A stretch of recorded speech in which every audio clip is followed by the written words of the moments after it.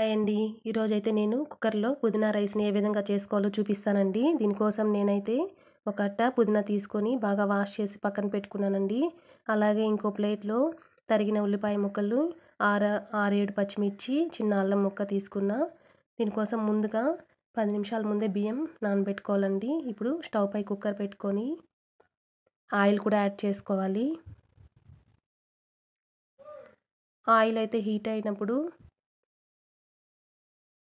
ఇందాక చూపించిన ఉల్లిపాయ ముక్కలు కూడా ఇందులోకి యాడ్ చేసుకోవాలి.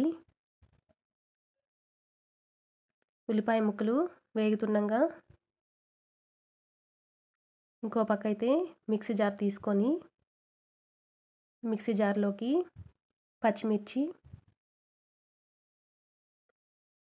అల్లం, వాష్ చేసి పెట్టుకున్న పుదీనా ఆకులు,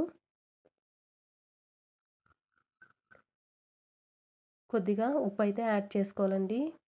ఇలా యాడ్ చేసుకున్నాక మిక్సీ పట్టి పక్కన పెట్టుకోవాలి. ఇప్పుడైతే ఆనియన్స్ గోల్డెన్ కలర్లోకి వచ్చాయి కదండి. ఇప్పుడైతే ఈ పేస్ట్ని యాడ్ చేసుకోవాలి. ఇది యాడ్ చేసిన తర్వాత పచ్చి వాసన పోయేంత వరకు వేయించుకోవాలండి.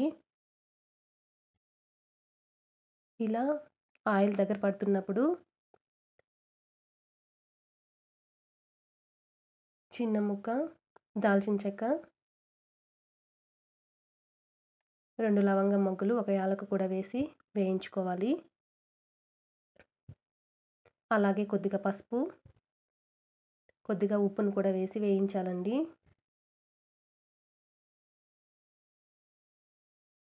ఇందాక నానబెట్టుకున్న బియ్యంని బాగా కడిగి బియ్యం కూడా ఇందులోకి యాడ్ చేయాలి. బియ్యం వేసిన వెంటనే అయితే వాటర్ వేయకూడదండి. ఎందుకంటే ఇందులోనే కొద్దిగా వాటర్ ఉంటాయి కదా. ఈ వాటర్ అంతా బాగా ఇంకిపోయి రైస్ అనేది ఆయిల్లో కొద్దిగా ఫ్రై అవ్వాలన్నమాట.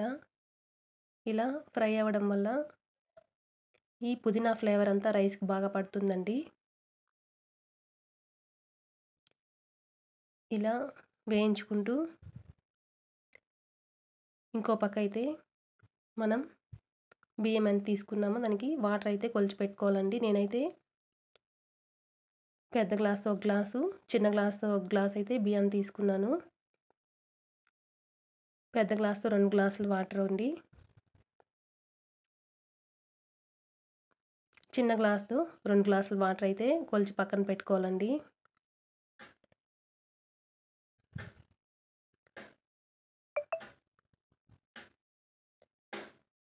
ఇలా వాటర్ కొలిచి పక్కన పెట్టుకున్న తర్వాత ఇప్పుడు చూడండి వాటర్ అంతా బాగా ఇంకిపోయాయి కదా. ఇలా వాటర్ ఇంకిన తర్వాత కూడా 5 మినిట్స్ అయితే సిమ్‌లో పెట్టుకొని వేయించుకోవాలండి.